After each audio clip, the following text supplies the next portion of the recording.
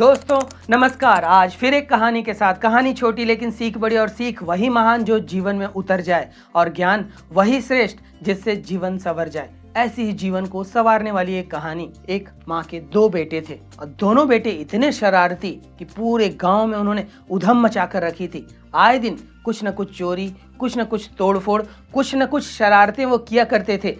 कभी किसी के घर पर जाकर आम की चोरी, तो कभी उनके बगीचे से सब्जियों की चोरी, तो कभी और कुछ यह किया करते थे, जिससे यह माता तो परेशान थी, पूरे परिवार वाले परेशान थे। उन्हीं दिनों एक बाबा जी का आगमन हुआ उस गांव में, और महिला ने सोचा कि ये बहुत पहुंचे हुए बाबा जी हैं, इनका बहुत नाम है, क्यों ना मैं अपने दोनों बेटों को उन बाबा जी के पास ले जाऊं, और वे, मुझे यकीन है कि वे इन दोनों को सुधार देंगे। इनकी जो गलतियां हो रही हैं, जो शरारतें कर रहे हैं, इनके जीवन को जब एक उद्देश्य मिल जाएगा तब इनकी शरारतें बंद हो जाएंगी। यह सोचकर वह महिला अपने दोनों बच्चों को लेकर बाबा जी के पास जाती है और सारी चीजें बताती है।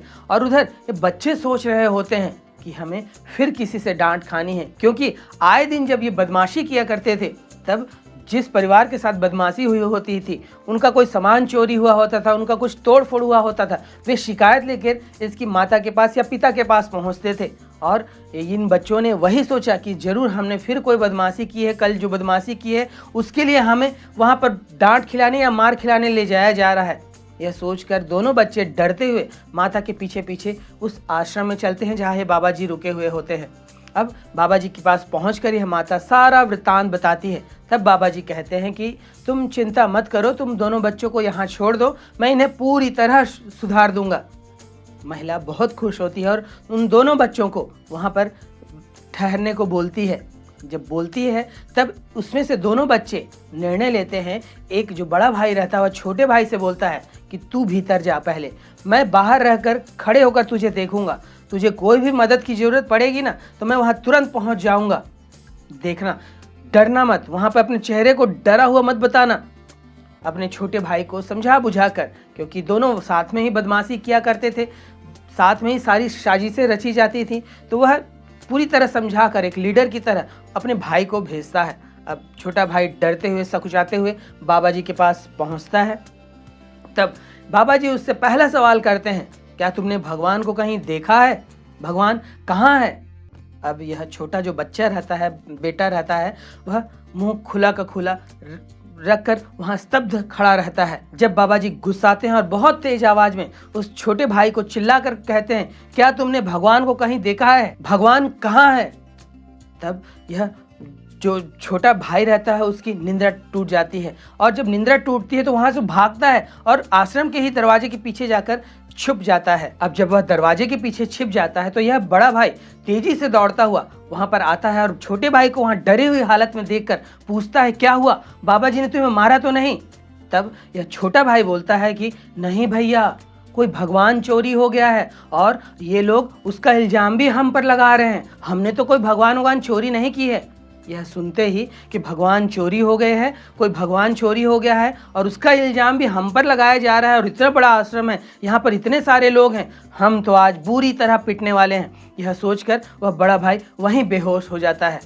दोस्तों, छोटी सी कहानी है, छोटी सी हास्य कहानी, जहाँ पर बदमाश बच्चे चोरी का काम किए करते हैं, सारी चीज़ें किया करते हैं, लेकिन अगर हम इस कहानी से सीख लेते हुए सीख देखें, हम इसी प्रकार भयभीत रहते हैं। जब हमसे कोई गलत कार्य होता है, जब हम गलत कार्य वाला जीवन बिता रहे होते हैं, तब हमारे भीतर वह भय हमेशा मौजूद रहता है। आप अपने तर्कों से जब आप कोई गलत चीज़ करते हैं, कोई गलत काम करते हैं, यहाँ तक कि जब आप गलत चीज़ें देखते हैं, गलत मूवी देखते हैं, अश्लील और लड़ाई झगड़ों वाली मूवी देखते हैं, आपके भीतर एक भय उत्पन्न हुआ रहता है और आप उसे अपने तर्कों से छिपाने की कोशिश करते हैं कि मैं इसलिए देख रहा हूँ, मैं इसलिए कर रहा हूँ। तो जो भी व्यक्ति जब कोई गलत कार्य करता है उसके भीतर एक भय छिपा होता है। और बाबा जी ने कहा भगवान कहाँ है? वे तो एक आध्यात्मिक प्रश्न कर रहे थे उस बच्चे से कि भगवान दिखाकर कि भगवान बैठा हुआ है और वह तुम्हारी सब चीज़ देख रहा है। लेकिन चूंकि ये दोनों बच्चे बदमाश थे, उनके भीतर भय था कि हमें फिर किसी कार्य के लिए, डांटने के लिए बुलाया जा रहा है, और वह यह सोचता है कि भगवान चोरी हो गए हैं, अब उसका इल्जाम भी हम पर आया है। तो जब भी कोई व्यक्ति गलत कार्य वाला जीवन बिता रहा होता है, उसके भीतर एक भय कि यह क्या हो जाएगा, वह क्या हो जाएगा, मेरे साथ तो अनिष्ट कुछ नहीं हो जाएगा। यहाँ भले मत आए, लेकिन आपके शरीर के स्तर पर आपकी बॉडी की एक मेमोरी होती है। जी हाँ, आपके शरीर की भी एक याददाश्त होती है। गौर किया है आपने, आप बहुत सारे काम बेहोशी में करते हैं, आदतन करते हैं। आप सुबह उठते हैं, आपका एक पैर जमीन के नीचे जाता है, आप नहाते समय विशेष किसी ढंग से नहाते हैं। कई लोग कुछ विशेष ढंग से अपने कार्य को करते हैं, कोई लोग विशेष ढंग से गाड़ी चलाते हैं, कोई लोग विशेष ढंग से बाइक चलाते हैं। वे उनकी बॉडी मेमोरी होती है।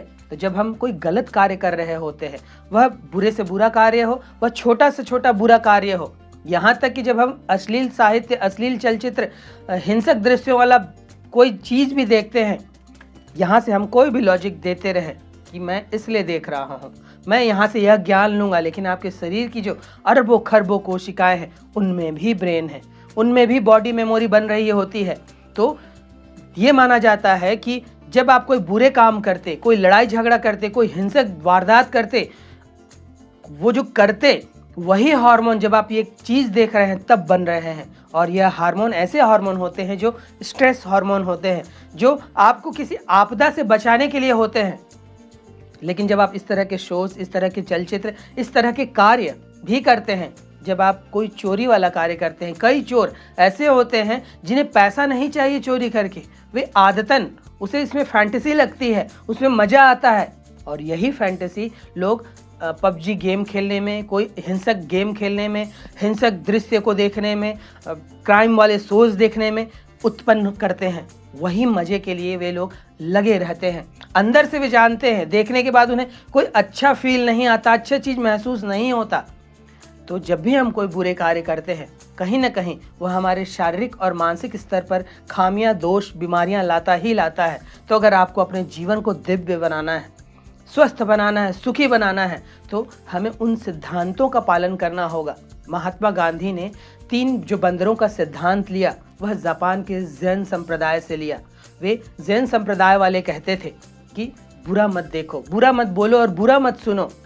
हमने इसको थोड़ा सा चेंज कर दिया है। अब हम कहते हैं जिसकी आंखें बंद हैं, उस बंदर को कहते हैं कि आंखें खोलो, लेकिन वही देखो जो अच्छा है, वही देखो जो शुभ है, जिससे आपको अच्छा महसूस होता हो। हमने जो बंदर कान बंद करके रखा था, उस बंदर से कहा कि कानें खोलो, लेकिन अब अच्छा ही सुनो, जब भी सुनो मीठी वाणी ही सुनो, मीठी वाणी ही अपने कान के भीतर जाने दो। हमने तीसरे बंदर के पास भी गया और उसके मुख को खोला और उससे कहा कि बोलो, तो जब भी बोलो मीठा बोलो, अच्छी वाणी बोलो, अच्छी चीज़ें ही बोलो। तब वहाँ एक चौथा बंदर अब आ गया है जो बहुत प्रसन्न है, जो बहुत स्वस्थ है, जो दिव्य है, और वह बंदर मानव है। जब आप बुरा नहीं बोलेंगे, जब आप बुरा नहीं देखेंगे, जब आप बुरा नहीं सुनेंगे, तो जो इनपुट आप डालेंगे वही तो आउटपुट आएगा।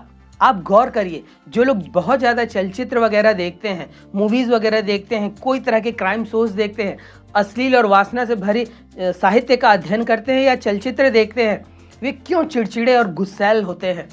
गौर करिए, जरूर गौर करिए, क्योंकि वे इनपुट ही वही डाल रहे हैं जो उनके भीतर गुस्सा, चिड़चिड़ाहट, फ्रस्ट्रेशन ला रहा है।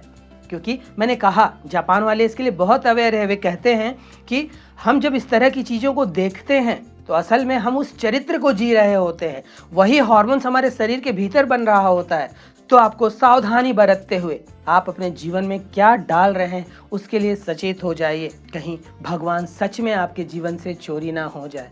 और भगवान आपके जीवन से चला गया ना, तो सारी शुभता चली गई। क्योंकि भगवान है तभी आप प्रसन्न हैं।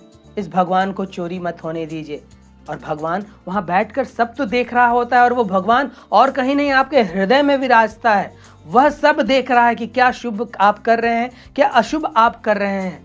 जब आप कोई अशुभ काम करते हैं तो यह बैठा, जो हृदय में बैठा ईश्वर है, वह नाराज होता है, वह नाखुश होता है कि मैंने जिस प्यार से तुझे, तेरी रचना की, तू उसे अपमानित कर रहा है, तू अपने भीतर गंदगी डाल रहा है, कचरा डाल रहा है। लेकिन जब आप कोई शुभ काम करते हैं, जब आप दिव्यता वाले भरा हुआ काम करते हैं, जब आप किसी के सत्संग में बैठते हैं, तब यह ईश्वर बहुत खुश होता है।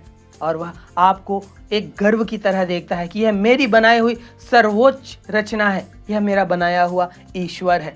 तो ऐसे काम मत करिए जिससे भगवान चोरी ही चला जाए।